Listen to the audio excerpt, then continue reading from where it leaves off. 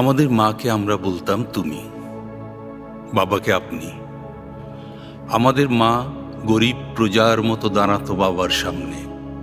কথা বলতে গিয়ে কখনোই কথা শেষ করে উঠতে পারত না। আমাদের মাকে বাবার সামনে এমন তুচ্ছ দেখাতো যে মাকে আপনি বলার কথা আমাদের কোনোদিন মনেই হয়নি। আমাদের মা আমাদের থেকে বড় ছিল, কিন্তু ছিল আমাদের সমান। আমাদের মা ছিল আমাদের শ্রেণীর, আমাদের বর্ণের, আমাদের গোত্রের। বাবা ছিলেন অনেকটা সিংহের মতো, তার গর্জনে আমরা কাঁপতে থাকতাম।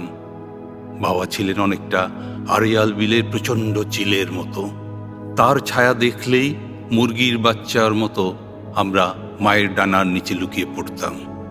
ছায়া সরে গেলে আবার বের হয়ে আকাশ দেখতাম। আমাদের মা ছিল অশ্রুবিন্দু, দিনরাত টলমল করত। আমাদের মা ছিল বনফুলের পাপড়ি, সারাদিন ঝরে ঝরে পড়ত।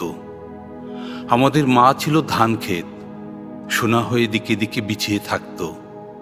আমাদের মা ছিল দুধ ভাত, 3 বেলা আমাদের পাতে ঘন হয়ে থাকত। আমাদের মা ছিল ছোট্ট পুকুর, আমরা তাতে দিনরাত সাঁতার কাটতাম। আমাদের মার কোনো ব্যক্তিগত জীবন ছিল কিনা আমরা জানি না। আমাদের মাকে আমি কখনো বাবার বাহুতে দেখিনি। আমি জানি না মাকে জড়িয়ে ধরে বাবা কখনো চুমু খেয়েছেন কিনা।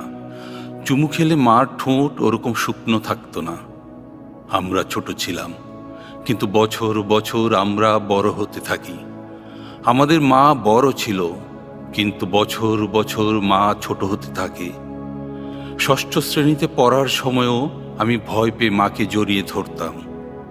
7ম শ্রেণীতে ওঠার পর ভয় পেয়ে মা একদিন আমাকে জড়িয়ে ধরে। আমাদের মা দিন দিন ছোট হতে থাকে। আমাদের মা দিন দিন ভয় পেতে থাকে। আমাদের মা আর বনফুলের পাপড়ি নয়, সারাদিন ঝরে ঝরে পড়ে না। আমাদের মা আর ধান ক্ষেত নয়, সোনা হয়ে বিছিয়ে থাকে না। আমাদের মা আর দুধ ভাত নয়, আমরা আর দুধ ভাত পছন্দ করি না। আমাদের মা আর ছোট্ট পুকুর নয়, পুকুরে সাঁতার কাটতে আমরা কবে ভুলে গেছি। কিন্তু আমাদের মা আজ অশ্রুবিন্দু। গ্রাম থেকে নগর পর্যন্ত আমাদের মা আজও টলমল করে।